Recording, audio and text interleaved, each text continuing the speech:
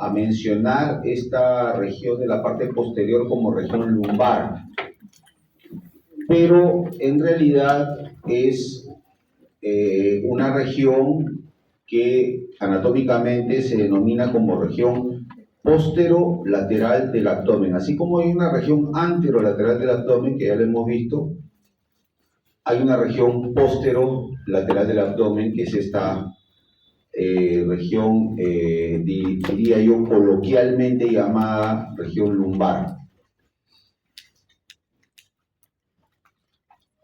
Los límites de esta pared posterolateral del abdomen, hacia arriba, el borde inferior de la décima a la decimosegunda costilla. Por si acaso, siempre es bueno aclarar,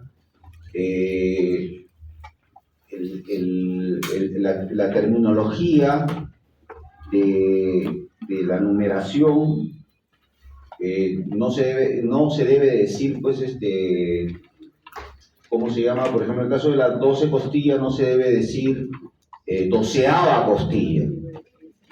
Está mal dicho. Es 12ª costilla, ¿no? Es como al Papa León le dicen el Papa León XIV. No es León XIV, es León XIV. ¿Ah? Hay que hablar con propiedad. Entonces, el límite superior es el borde inferior de la décima costilla hasta la decimosegunda costilla, ¿no? Entonces, el borde inferior, el borde superior. El borde inferior de esta región son las crestas ilíacas. Y lateralmente es una línea vertical que va desde la décima costilla hasta la cresta ilíaca, hasta el nivel, a nivel de la línea medio axilar. Lo vamos a ver en imagen. Ahí está.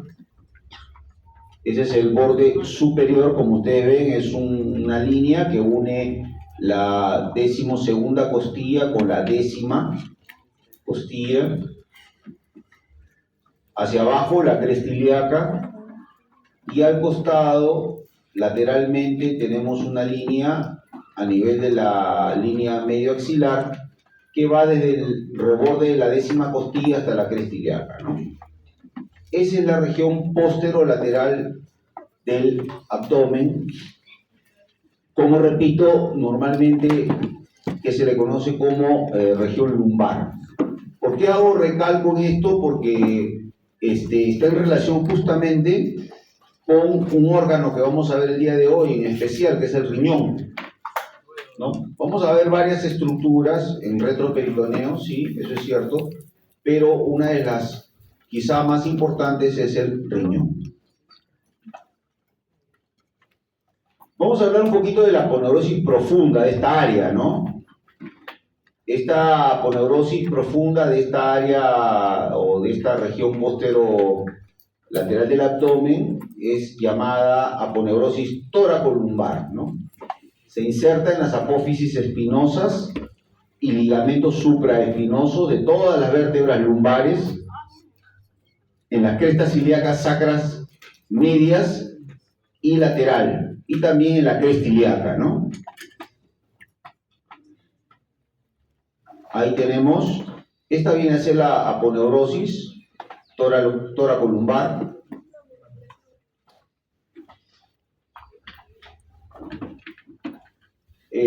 Ahí tenemos el gran dorsal o dorsal ancho. Ahí tenemos el oblicuo externo, también llamado oblicuo mayor. Y ahí tenemos un triangulito que acá lo describen, que es un triangulito formado por el oblicuo externo, el dorsal ancho y la cresta ilíaca, ¿no? Es el triángulo de Petit. Triángulo de Petit.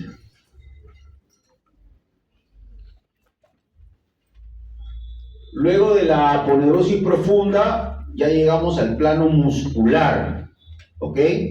Y dentro del plano muscular tenemos un plano superficial que está dado por los músculos que ya en parte hemos mencionado, el gran dorsal o dorsal ancho, el oblicuo externo, el plano medial, está el músculo erector de la columna vertebral, y el oblicuo interno, y el plano profundo, que está dado por el psoas, el ilíaco, el cuadrado de los lomos y el transverso.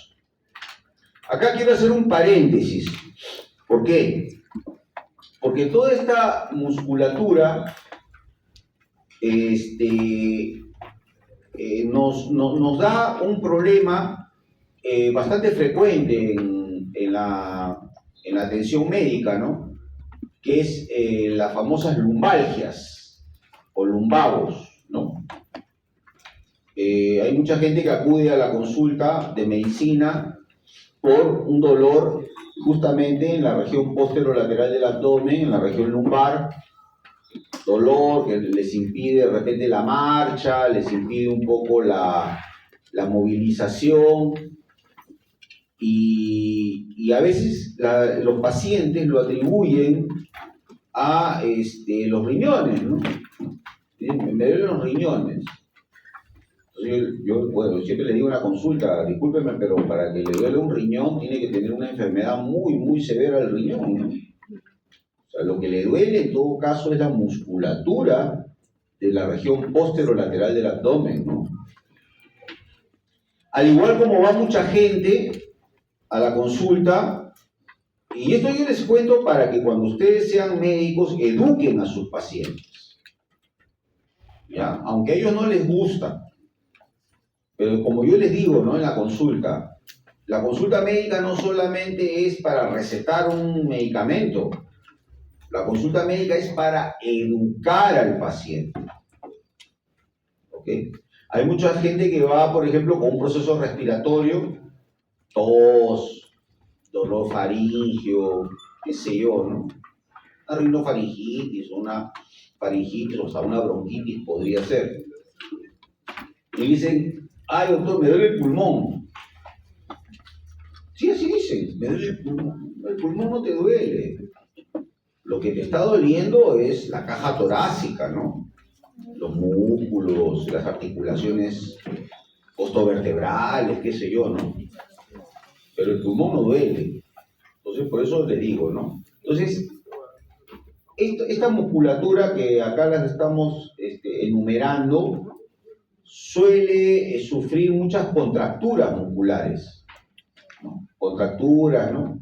Producto a veces del ejercicio físico o de repente del esfuerzo físico o el manejar mal las fuerzas. Por ejemplo, hay mucha gente que hace esto, ¿no? Quiere cargar un peso, coge el objeto pesado y lo levanta. Mal hecho. Porque uno tiene que inclinarse un poco para distribuir las fuerzas, ¿no? Se pone un poco en cuclillas y levanta el peso. Esa es la manera correcta.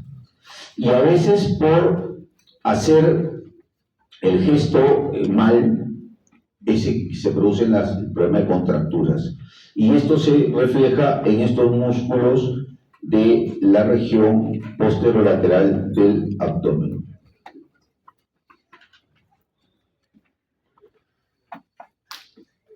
Aquí tienen, este es el oblicuo interno, está debajo obviamente del oblicuo externo. Y ahí tenemos los músculos más profundos, pero ahí los estamos viendo ya por dentro de la cavidad abdominal, ¿no? ¿Cuál es ese músculo? El psoas, correcto. Cuadrado de los lomos, correcto. Y el ilíaco, ¿no? Básicamente son los más importantes músculos de esa región y que nos van a dar todos estos problemas que hemos ya mencionado. ¿Qué cosa es el retroperitoneo? El retroperitoneo es el espacio que está entre el peritoneo parietal, ahí faltó posterior, Ok, ahí faltó la palabrita posterior. Es el espacio que está entre el peritoneo parietal posterior, ok, y la aponeurosis de la pared posterior del abdomen. Ahí también faltó la palabrita del abdomen, ¿no? Es el espacio que está entre el peritoneo parietal posterior y la aponeurosis de la pared posterior del abdomen. ¿Ok? Entonces, todo lo que vamos a encontrar en este retroperitoneo es extraperitoneal. O sea, está fuera de la cavidad peritoneal. ¿Ya? Justamente hemos tenido hace un rato una clase con los chicos que están llevando anatomía aplicada y justamente hemos visto procedimientos médico-quirúrgicos relacionados al retroperitoneo. Y justamente lo que hemos tenido que revisar con ellos es que para hacer todos estos procedimientos, las nefrectomías, las pielostomías, etc., hay que abordarlo por la pared posterior, posterolateral del abdomen, o por la parte lumbar. Y no se entra a cavidad abdominal, no se entra a cavidad abdominal. Simplemente se disecan los planos hasta ingresar por debajo de los músculos y llegar sobre todo a la zona del riñón, ¿no? Que la gran mayoría de procedimientos quirúrgicos están abocados a la cirugía renal, cirugía del riñón. Para aquellos que decidan llevar como curso electivo anatomía aplicada a procedimientos médicos quirúrgicos, van a tener la oportunidad de aprender todas estas cositas que estamos mencionando en este momento. ¿Ya? Es un cherry. ¿Cuál es el contenido de este retroperitoneo? El contenido son parte del tubo digestivo. ¿Qué parte del tubo digestivo está en el retroperitoneo? Ya hemos hecho intestino, ¿eh? No. Duodeno. El duodeno está en el retroperitoneo. Está en la pared posterior y el peritoneo le pasa por encima, ¿no? El peritoneo parietal le pasa por encima. El duodeno. Ya lo dijimos, riñones y uréteres, glándulas suprarrenales que están encima de los riñones, no hay novedad. La aorta abdominal, arteria aorta abdominal, vena cava inferior, plexo lumbar, cadena simpática abdominal y linfáticos, en general linfáticos, ganglios linfáticos, y la famosa cisterna de Beckett, o llamada cisterna del Kilo, ¿no? Donde nace el conducto torácico.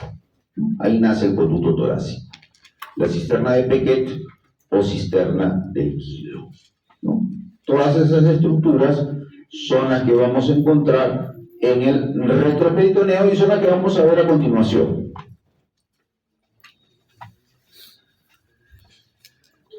Ahí está la aorta abdominal. A ver si hacemos un poquito un recuerdo, ¿no? ¿Qué arteria vendría a ser esta que sale de la aorta? Tronco celíaco, ¿cierto? ¿Sí? Esta de acá, mesentérica superior, que es un poquito más gruesa que la inferior. Esta, mesentérica inferior, ¿no es cierto? A ver, esta arterita de acá, ¿cuál será? Esa es la gonadal, ¿no? Gonadal, en el caso de la mujer es la ovárica, en el caso del varón es la testicular, ¿no? Correcto. Esta arteria que nace directamente de la aorta, ¿cuál es? Arteria renal, correcto, arteria renal izquierda, esta es la derecha que está cortada. Esta de acá, ¿cuál es? Que nace acá casi del hiato aórtico, ¿no? Es la diafragmática inferior, ¿no? Diafragmática inferior. Y estas de acá, ¿cómo se llaman? Son las lumbares, ¿no? Las lumbares. Vamos a ver. Ahí está, diafragmática inferior. Ahí están las lumbares, ¿no? Entonces, toda esta aorta abdominal está por detrás del peritoneo parietal posterior. ¿Ok? O sea, no está dentro de la cavidad peritoneal. ¿Ok?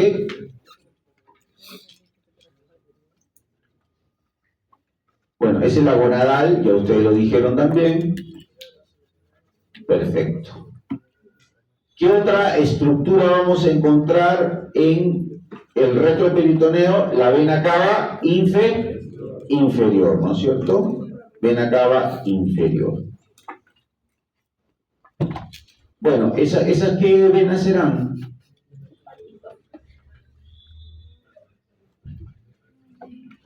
Las suprahepáticas, ¿no? Ahí dice hepáticas, no, pero eso son las suprahepáticas, ¿no? Ahí tenemos la vena renal. Vena renal. ¿Esa qué vena es? La vena gonadal, ¿no? Reparen el detalle, ¿no? La vena gonadal, ojo, ese detalle es importante. La vena gonadal del lado izquierdo no desemboca en la cava. ¿Dónde desemboca? En la arteria renal izquierda, ¿no? Ese detalle es importante.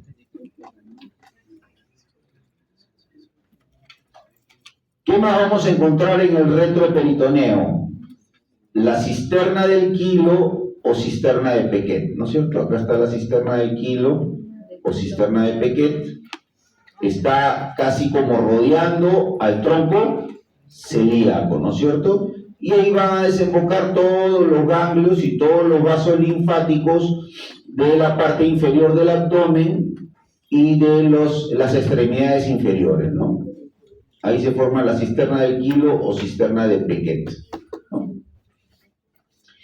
De ahí va a nacer, obviamente, el conducto torácico, que al final va a terminar aquí, ¿no es cierto? En el ángulo yúgulo subclavio izquierdo o ángulo de Pirogov, ¿no?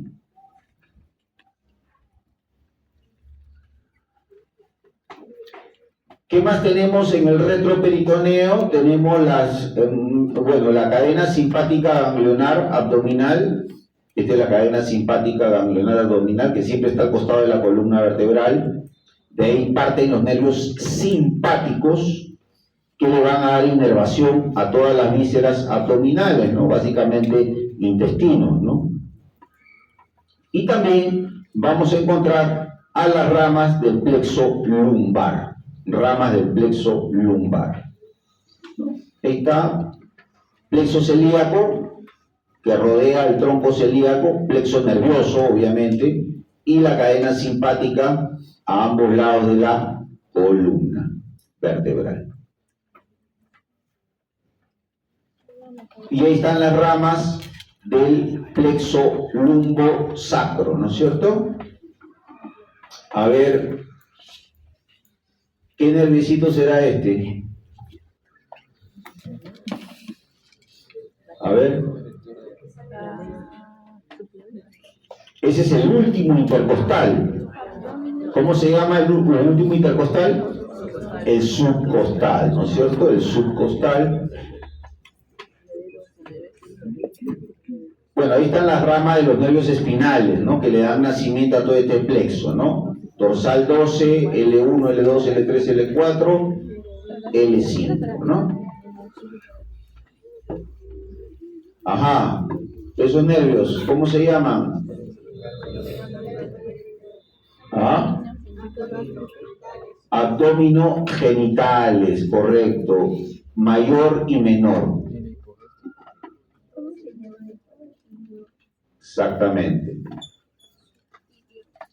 Que también le llaman hilo hipogástrico e hilo inguinal, ¿no? Según la otra denominación. Luego tenemos el génito crural, ¿no? Que nace de una rama de L1 y L2. Luego tenemos el femoro cutáneo, que nace de una rama de L2 y L3. Luego tenemos el crural, ¿no? El crural. Este nervio crural, también llamado femoral, ¿no? Procede de una rama de L2, L3, L4, ¿no? El obturador con su accesorio nace de L3 y L4, y tenemos al final el tronco lumbosacro, ¿no? Que nace de L4 y L5. Todo eso es el plexo lumbar. Si lo vemos ya en un dibujo, digamos, en un supuesto cadáver, ahí tenemos los abdominos genitales mayor y menor. Ahí tenemos el génito crural, femorocutáneo. Ese es el obturador. Y ahí tenemos el crural, que como ustedes saben, va al miembro inferior y también se le denomina femoral, ¿no? Ah, bueno, y faltó el último, que es el tronco lumbosacro, ¿no? Muy bien. Estas estructuras del sistema nervioso periférico, que pertenecen al plexo lumbar, también están en el retroperitoneo.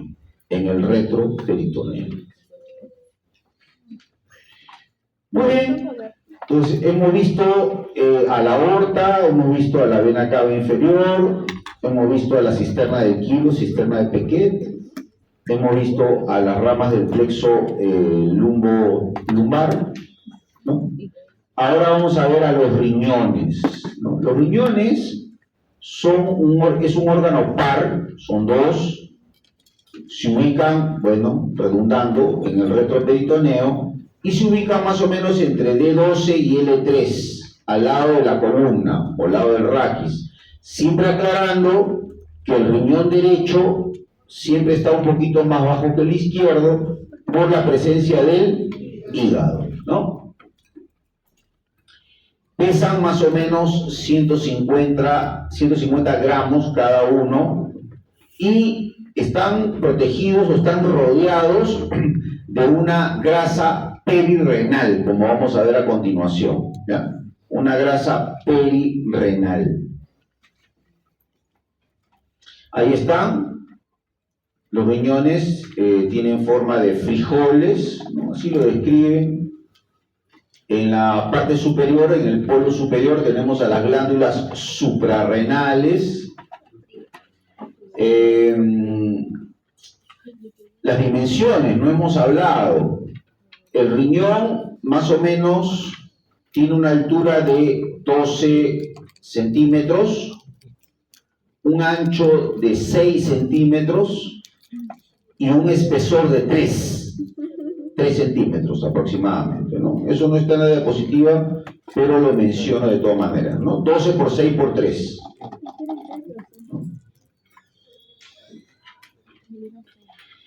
Vamos a hablar de las cubiertas aponeuróticas que protegen al riñón. Y acá también quiero yo mencionar algunas cositas que nos cuentan o nos dicen los pacientes cuando van a la consulta, pero que realmente son mitos, ¿no? Son ideas, ¿no?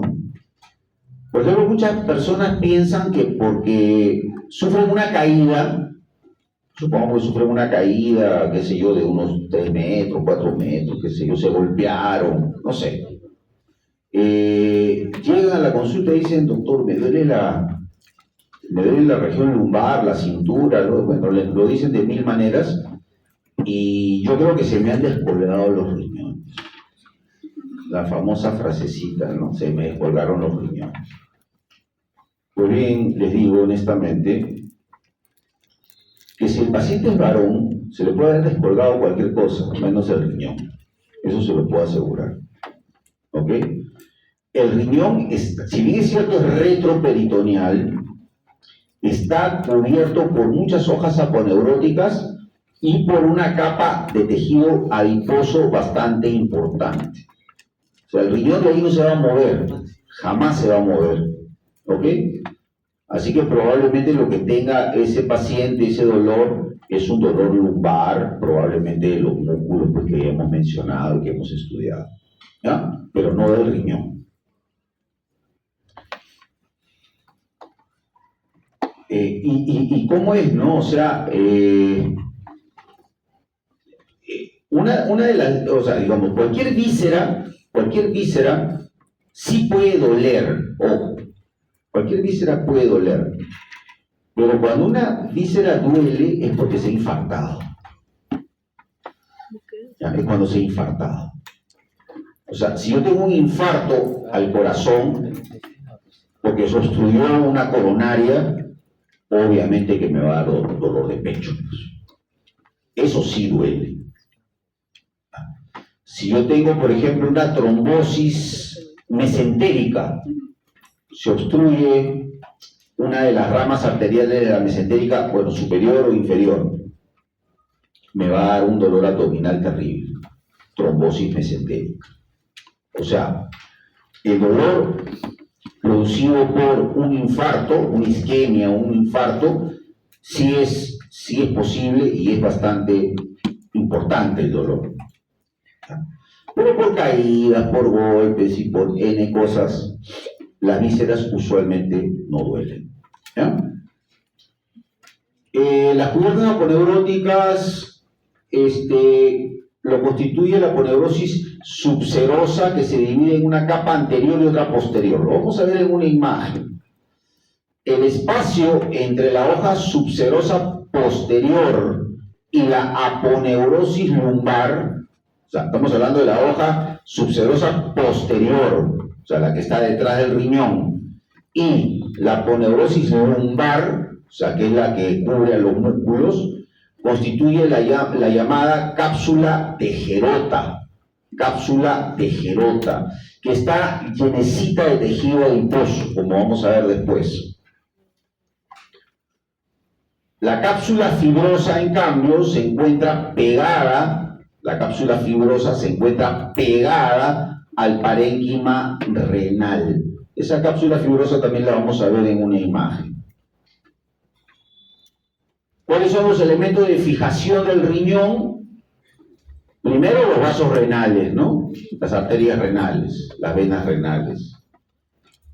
El peritoneo a través de la hoja de Todt, que también la vamos a ver ahora, a través de una fascia renal compuesta por dos hojas, la anterior, fascia prerrenal, y la posterior, la fascia de Zuckerkamp, constituyendo el compartimiento renal, que también está lleno de tejido graso, tejido adiposo. El riñón se fija a este compartimento, como ya dijimos, por tractos conjuntivos cargados de células adiposas, constituyendo la cápsula adiposa del riñón, o también llamada cápsula de Gerota. Vamos a ver si ya viene la imagen. Ahí está. Miren, este es un corte sagital. La pregunta es, ¿qué riñón es este? ¿Derecho o izquierdo?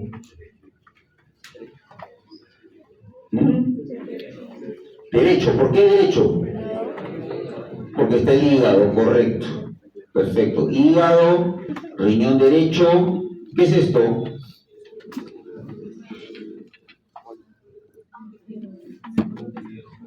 ¿Bueno les parece? Este es el colon transverso, pues el colon transverso. ¿Ya? Miren ustedes, ¿qué peritoneo es este de aquí?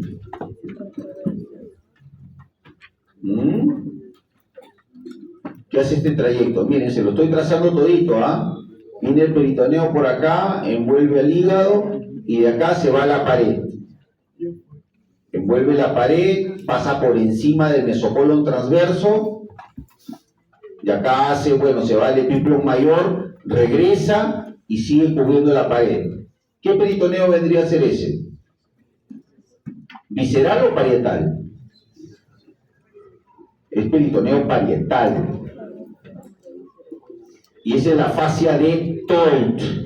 La fascia de Tolt. ¿Ok? La fascia de Tolt.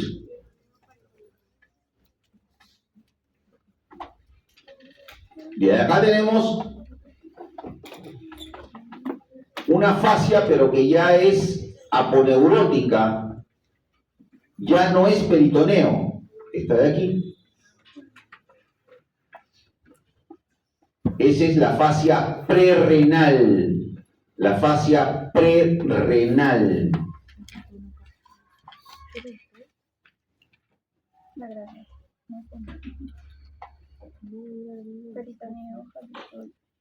Luego tenemos, miren ustedes, una fascia que va hacia la parte posterior del riñón. Se va hacia la parte posterior. Esa es la llamada fascia de Zuckerkamp. Fascia de Zuckerkamp. Y vean ustedes, entre la fascia de Tolt y la de Zuckerkamp, ven ustedes la gran cantidad de grasa, de tejido adiposo que hay. Y es más, estas fascias, tanto la de Tolt como la de Zuckerkamp, también envuelven a la glándula suprarrenal. Esta es la glándula suprarrenal. Y la grasa que ustedes ven acá es justamente la capa de Gerota. La capa de Gerota, que es tejido adiposo y que envuelve el riñón. Entonces, muchos médicos ya hablan de la grasa de Gerota. No, no es la grasa de Gerota, es la capa de Gerota, que está compuesta por tejido adiposo fibroso. Todas estas capas aponeuróticas y esta capa de Gerota envuelven al riñón y evidentemente es un elemento de fijación para el riñón.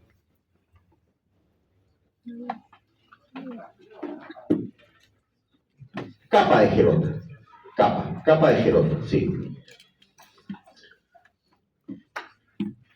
Ya por detrás de la fascia de Zuckerkamp, tenemos la masa célula adiposa pararrenal.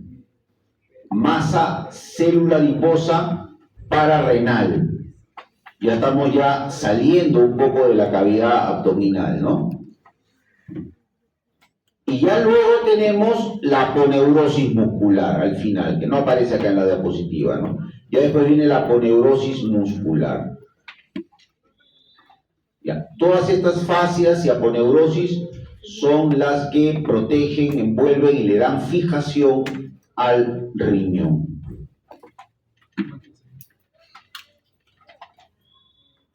Bien. La división de la arteria renal que nace en la aorta, como ya hemos visto, es sumamente importante. Es sumamente importante, sobre todo su división de la arteria renal. ¿Por qué creen ustedes que es importante la división de la arteria renal?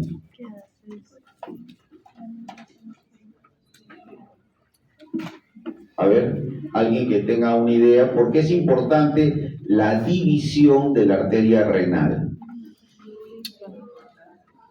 Porque así como el pulmón es segmentado por los bronquios y el hígado es segmentado por la vena porta, el riñón es segmentado justamente por la arteria renal. El riñón tiene sus segmentos y que son consecuencia de la división de la arteria renal en sus arterias segmentarias. Lo vamos a ver después. A ver si me sigue. Esta es la arteria renal, ¿no es cierto? Y acá tenemos las arterias segmentarias, miren, una que va hacia arriba, al segmento superior, una que va a los segmentos anteriores, después lo vamos a ver. Estas son las segmentarias, que estamos aquí en el punto 2. Y acá una que va a la parte inferior, que irá al segmento inferior, ¿no? Estamos viendo las arterias segmentarias. Estas arterias segmentarias me van a dar arterias, estas de aquí, que son interlobulares, arterias interlobulares, que son las que estoy señalando en este momento, ¿no? Interlobulares. Estas arterias interlobulares, miren lo que van a hacer. Se van a arquear rodeando la pirámide renal. Esta es la pirámide renal. Ahora lo vamos a ver, pirámide renal. Y como se arquean, se llaman arterias arciformes, ¿no? Arterias arqueadas. De las arciformes van a salir unas arterias que se van hacia la corteza, ¿sí? Miren ustedes, que son las arterias radiales, corticales, ¿no? Y también, o también llamadas interlobulares, ¿no? Arterias radiales corticales o interlobulares. Y estas son las que van a dar ya la arteriola aferente, que es microscópica, ¿no? Microscópica, y son las que ingresan a los glomérulos renales, ¿no? Y ese es un tema que lo tiene que ver bajo microscopía y que evidentemente es un tema de histología, ¿no es cierto?, propia del tejido. El tema está en que los glomérulos renales, al final, casi los 2 millones de glomérulos renales que tenemos, ¿nacen de qué arteria? Arteria renal. Y si recordamos, los glomérulos sirven ¿para qué? Para filtrar el plasma, filtrar la sangre. Y evidentemente separar las, por decir entre comillas, las impurezas de la sangre, ¿no es cierto?, y que puedan ser eliminadas a través de la orina, ¿no es cierto? Recuerden de que tenemos 3 procesos fisiológicos: la filtración, que es el primero, la reabsorción, que es el segundo, y la secreción, que es el tercero, ¿no? Pero todo eso acontece ¿dónde? Acontece en el glomérulo. ¿Y cuál es la arteria que entra al glomérulo? La arteriola aferente. ¿Y de dónde proviene la arteriola aferente? De la arteria renal.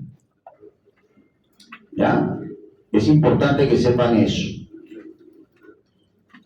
Bueno, ahí aparecen los numeritos, ¿no? Arteria renal, arterias segmentarias, ahí están las arterias segmentarias. Ahí tenemos la arteria arciforme. No, perdón, la interlobular primero, la interlobular. Y de ahí deriva en las arciformes, que son las arqueadas, ¿no?, que rodean a las pirámides, ¿no? Rodean a las pirámides. Esto vendría a ser la arciforme, ¿no? Luego ya tenemos la arciforme vendría a ser esta de aquí, la arqueada, que proviene de la arteria interlobular, que es esta de acá. Y ya después tenemos las radiales, corticales, interlobulares, que dan las aferentes, que ya son microscópicas, ya no las vemos. Y ahí está la segmentación, vean ustedes. Esta es una vista anterior del riñón, esta es una vista posterior. En la vista anterior vemos el segmento superior, el segmento inferior, que también lo vemos en la vista posterior. Segmento superior, segmento inferior. En la vista anterior vemos 2 segmentos anteriores, el anterior superior y el anterior inferior. Y en la vista posterior tenemos solamente un solo segmento, que es el segmento posterior. Entonces la pregunta es, ¿cuántos segmentos tenemos? 5, ¿no es cierto? 5 segmentos, ¿ok? Y esa segmentación, responsable de esa segmentación son, ¿qué arterias? Las arterias segmentarias, correcto, muy bien.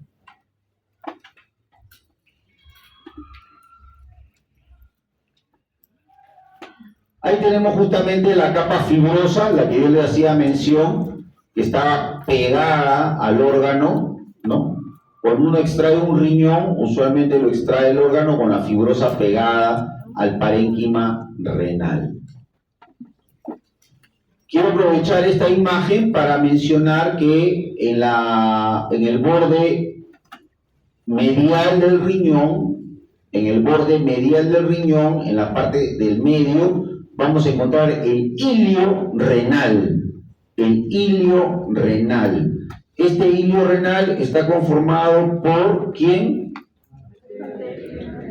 La vena, la arteria renal y no, el nacimiento del uréter, que se llama pelvis.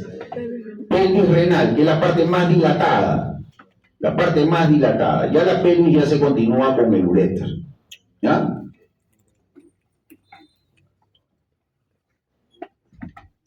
Pelvis renal. Y bueno, el uréter es la continuación.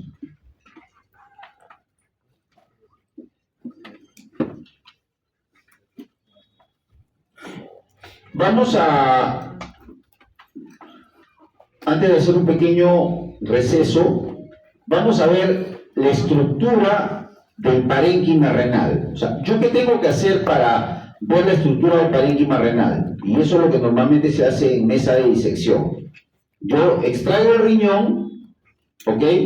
Identifico el hilio, o sea, la arteria, la vena, la pelvis renal, ¿no? La fibrosa. Perfecto. Y lo que tengo que hacer a continuación es cortar el riñón de manera frontal, cortarlo frontalmente y abrirlo. Así como si fuera un pan francés. ¿No? Lo abro para ver justamente el parénquima renal. El parénquima renal. ¿No? Cuando ustedes abren, a ver, imagínense un pan francés bien crocante, recién salidito de la panadería. Cuando ustedes lo parten, la capa superficial, costrosa, cuando está el pancito bien caliente, recién salido del horno, es dura, ¿no es cierto? Es dura. ¿Cómo se le conoce a esa parte del pan? Corteza, correcto, corteza. Igual es en el riñón. Sino que obviamente la corteza es un poquito más gruesa, ¿no? Es como si fuera un pan italiano, ¿no? Los italianos hacen un pan maravilloso que la corteza es gruesaza, ¿no? Gruesaza y dura, ¿no? Ok. Y la miga del pan, o sea, la parte blanca del pan, la miga, ¿qué vendría a ser? La médula, ¿no? Listo. Entonces, ustedes simplemente acuérdense del pan y se van a acordar del concepto de lo que es la corteza y la médula renal. ¿Ok? Entonces, la corteza en el riñón es una capa granulosa, periférica, en donde se encuentran, ¿quién? Los glomérulos, ¿no? Los glomérulos. Ya ese es un tema que atañe a temas de histología, de fisiología, ¿no? Lo que es el glomérulo. No nos vamos a meter en ese tema. ¿Ya? Y la parte más central, ¿no? La parte más central es la médula, que está conformada por más o menos de 10 a 12 pirámides, ¿no? Pirámides renales, ¿no? Es lo que mayormente usamos el término para recordar pirámides renales, pero tiene un nombre propio en nomenclatura francesa, que son las pirámides de Malpighi, ¿no? Las pirámides de Malpighi. Son de 10 a 12 pirámides y estas pirámides están separadas por unas columnas que son las columnas de Bertin, ¿no? O sea, tenemos 10 a 12 pirámides y cada pirámide está separada de otra por estas columnas de Bertin.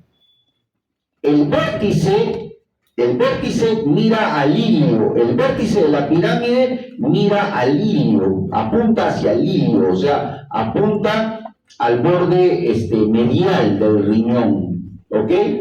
Ese vértice de esa pirámide constituye la llamada papila o poro urinario. Papila o poro urinario, también llamada área cribosa de la papila. ¿Por qué? Porque ahí van a desembocar todos los tubos colectores. ¿Y qué es lo que traen los tubos colectores? Orina. Orina, así de sencillo. Por eso que le llaman área cribosa de la papila, ¿no? Muy bien. Ahí tenemos, vean. Esto que vendría a ser corteza, perfecto, capa granulosa, ahí están los glomérulos. ¿Y esto qué vendría a ser? La médula, y específicamente dentro de la médula lo que estamos viendo acá son las pirámides, ¿no es cierto? Son estructuras evidentemente piramidales que derivan acá en este vértice que es el poro urinario, y hay un montón de desembocaduras aquí.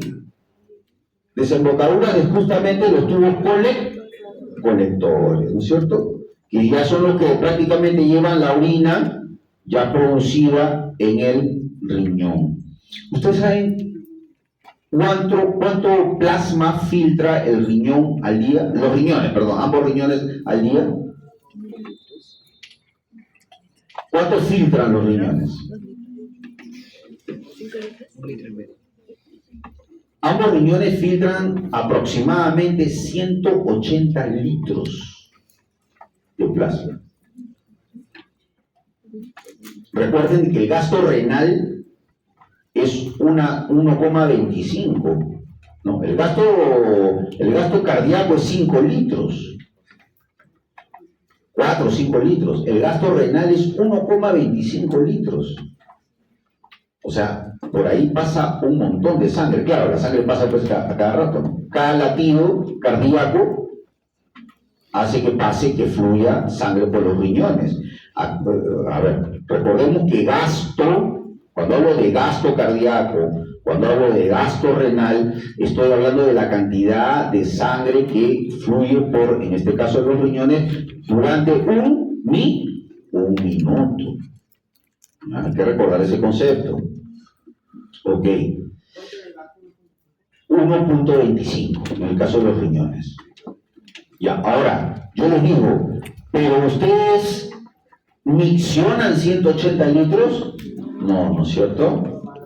Bueno, miccionan pues 2 litros, 3 litros, el que toma un poco más de agua será pues 3 litros, 4 litros, qué sé yo, pero nadie micciona 180 litros. ¿Por qué? Porque gran parte de ese filtrado que se produce aquí en los glomérulos, gran parte de ese filtrado, mejor dicho, la mayor parte de ese filtrado, se reabsorbe. ¿Dónde se reabsorbe? Y esto se lo digo, esto es tema fisiológico, ¿eh? Pero se lo digo para que no vaya suelto con el concepto anatómico, ¿ya? ¿Dónde se reabsorbe? Aquí, en las pirámides. Porque ahí ustedes van a estudiar en fisiología, en histología, que ahí hay unos tubos contorneados, ¿no es cierto? Distales, proximales y un asa llamada asa de Henle. Ahí se reabsorbe prácticamente 178 litros del filtrado. Al día, estoy hablando al día, y solamente se miccionan 2. Y listo.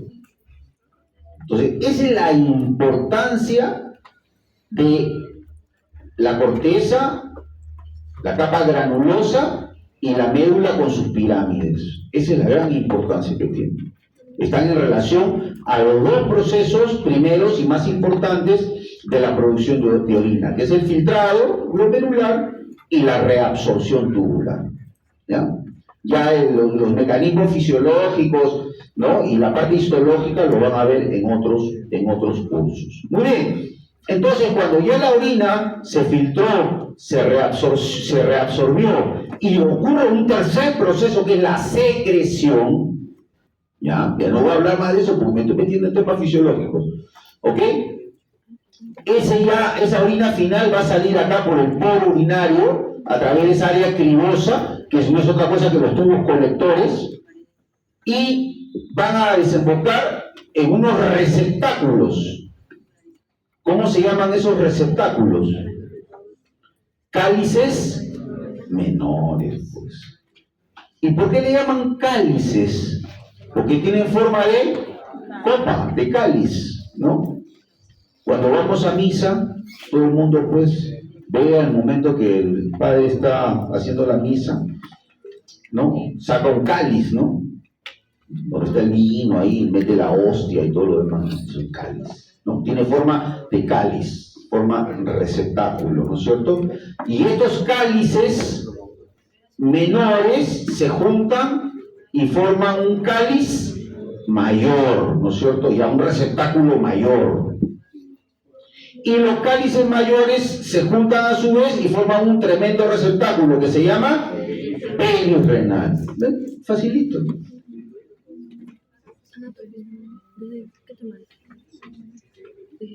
Ahí está la corteza, capa granulosa, la pirámide renal o pirámide de Malpighi, las columnas de Bertin, ¿no? Esta es columna de Bertin, esta también, porque están justamente entre las pirámides, ¿no?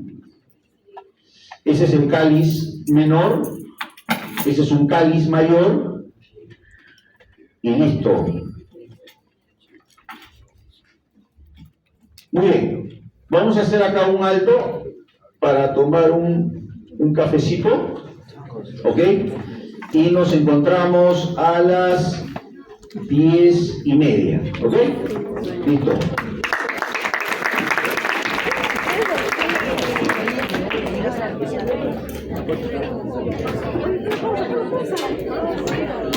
Hemos hablado ya bastante, creo yo, sobre la estructura del riñón, ¿no? La estructura interna del riñón.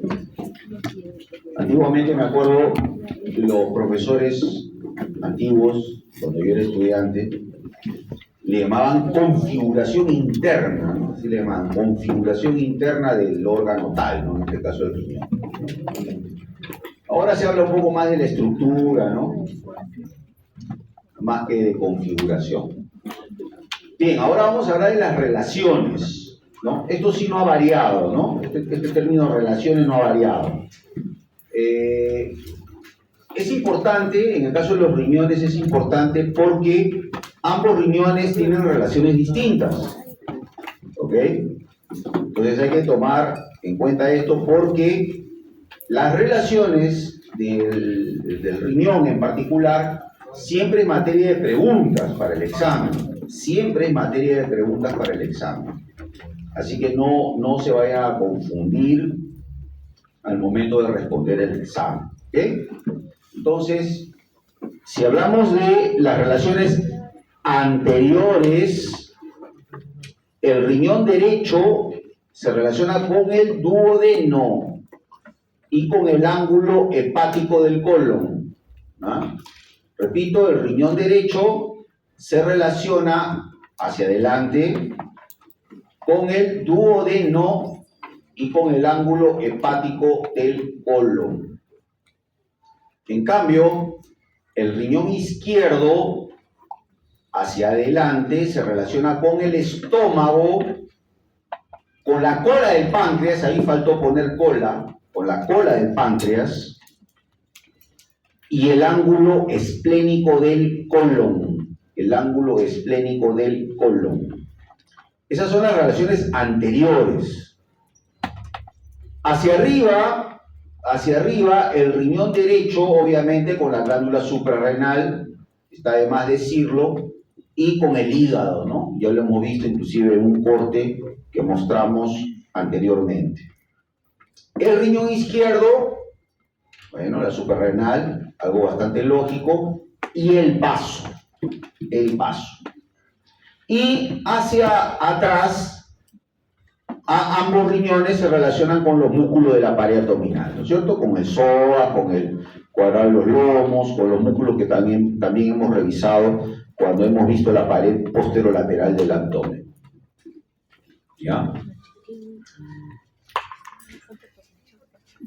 Hay un solo caso en donde clínico o médico, ¿no? En donde sí pudieran los riñones doler, ¿no? Por ejemplo, cuando hay un absceso, ¿no? Una infección del riñón, ¿no? Un absceso, una infección importante, o también en el caso de un cáncer, ¿no? Un cáncer de un hipernefroma, por ejemplo, un cáncer de riñón, también podría causar dolor. Pero, como ya he mencionado, por temas de lumbago, lumbalgias, caídas, golpes, el riñón usualmente no duele, lo que duelen son los músculos de la pared posterior, ¿ya? Ahí está, vean ustedes, miren, en imagen, riñón derecho, relación importantísima. ¿Qué es esto? El duodeno, pues segunda porción del duodeno, relación muy, muy importante. La suprarrenal y obviamente arriba tenemos al hígado, ¿no? El riñón izquierdo, vean ustedes, tenemos la suprarrenal y la cola del páncreas, ¿no? Arriba está el vaso, también ya lo hemos mencionado, ¿ya? Esas son las principales relaciones de ambos riñones. A ver, ¿con qué estructura vascular se relaciona la cara medial o el borde medial del riñón derecho? ¿Con qué estructura vascular se relaciona el borde medial del riñón derecho? Acá está. ¿Qué es esto? La vena cava inferior. En cambio, el riñón izquierdo, el borde medial, ¿con qué estructura vascular se relaciona? Con la aorta, pues. ¿Ah? Eso también hay que tomar en cuenta. Ojo.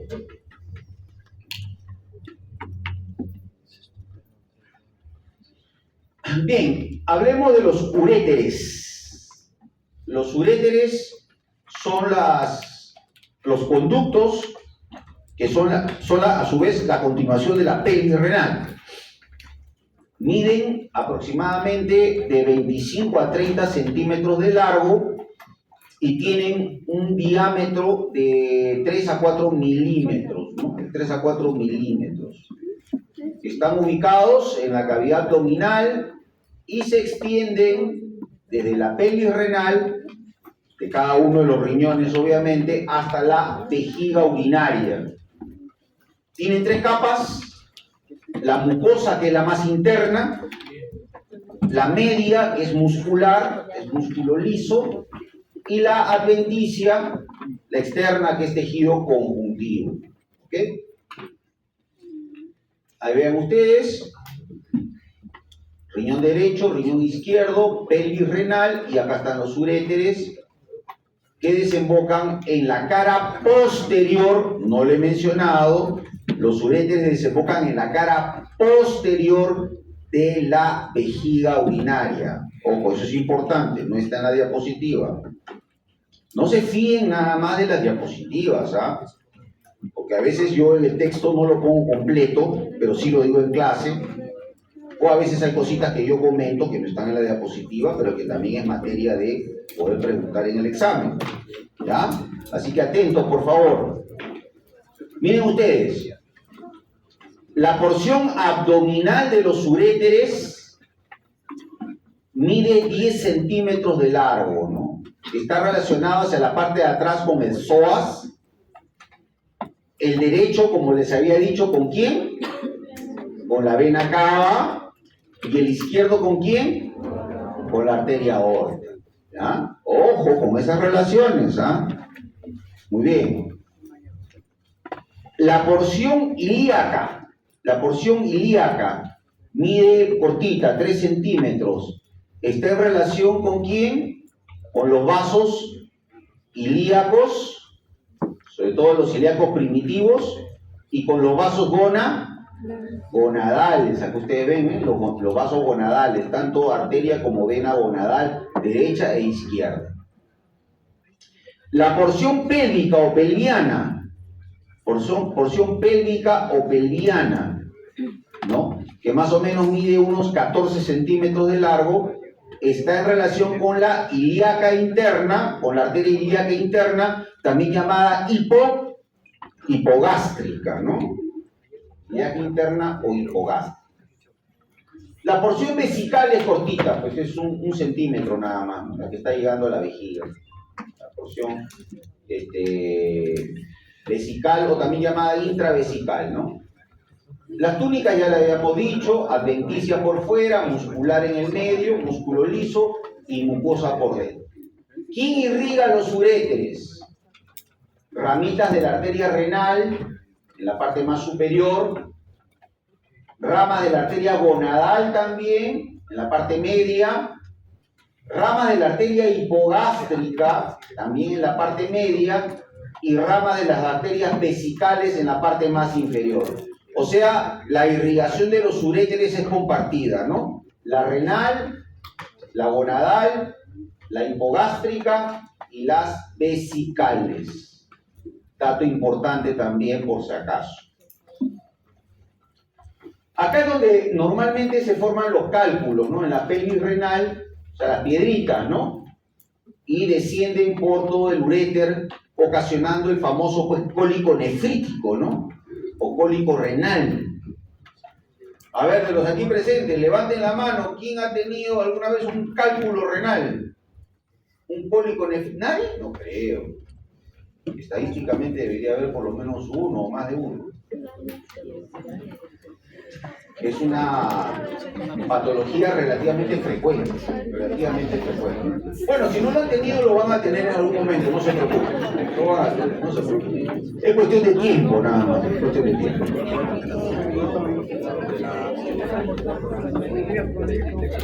Muy bien, chicos. A ver, por favor, atentos aquí. Atentos aquí.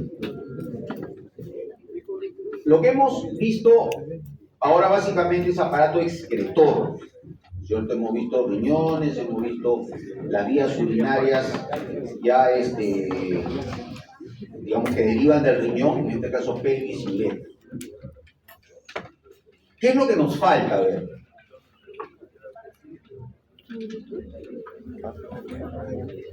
Claro, falta vejiga urinaria.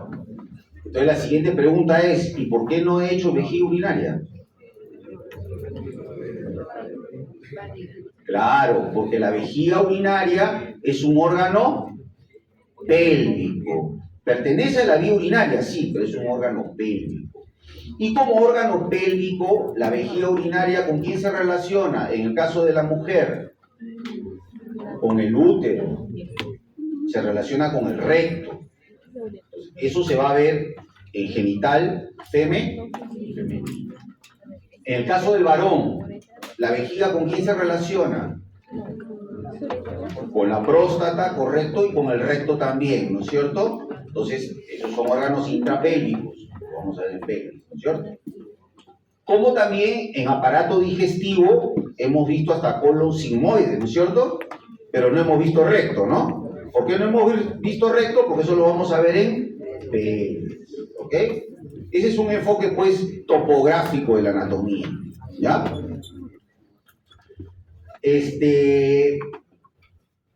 Bien, entonces, nos queda, por lo menos conmigo, nos queda una clase más, que es justamente todo lo que es periné masculino, que es lo mismo en el caso de la mujer, es equivalente. El periné masculino es equivalente con respecto al de la mujer, ¿ya?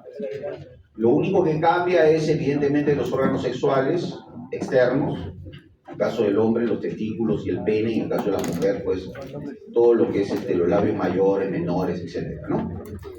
Bien.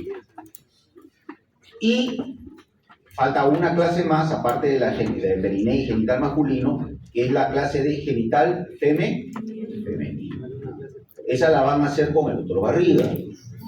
Conmigo van a hacer todo lo que es periné y genital masculino. Y ahí vamos a incluir lo que es vejiga y recto, sobre todo por el tema de las relaciones que hay de estos órganos con las demás estructuras que hay dentro de la pelvis. ¿Ya? Bien. Entonces, ¿nos vamos a quedar ahí? Yo creo que hemos terminado la clase, la hemos avanzado bastante bien en la primera parte.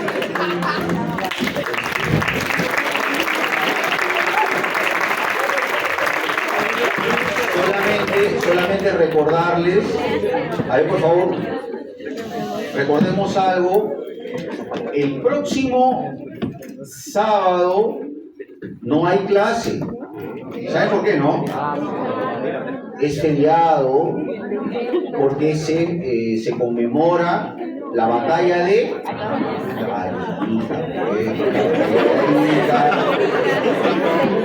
donde, como ustedes saben, en el año 1879 se inmoló pues Alfonso Ugarte, Bolognesi, ¿no? Lean un poco de eso también, ¿ya?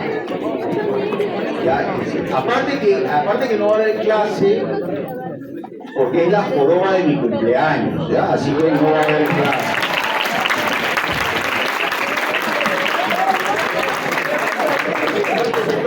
Yo nací un 6 de junio del año 1962, es decir, voy a cumplir 63 años, ¿ya? Casi nada. Bien, entonces quiere decir que la última clase, por lo menos conmigo, va a ser el 14, el sábado 14. ¿Ya? O sea, va a haber una semana en que no va a haber clase teórica por el tema del feriado, ¿ok? Que es sencillo. Eso es lo que quería transmitirle para que no se vayan a confundir. Ya la clase con el doctor Barriga, y ya con esto termino, por favor, atento, para que no quede en el aire los conceptos. La clase con el doctor Barriga probablemente, muy probablemente, va a ser virtual, que es la de genital femenino. ¿Ah? Yo por lo menos voy a tener el gusto de tener la última clase presencial con ustedes el sábado 14. ¿Ok? Listo chicos, ahora sí, disfrutemos el fin de semana. Buenas tardes.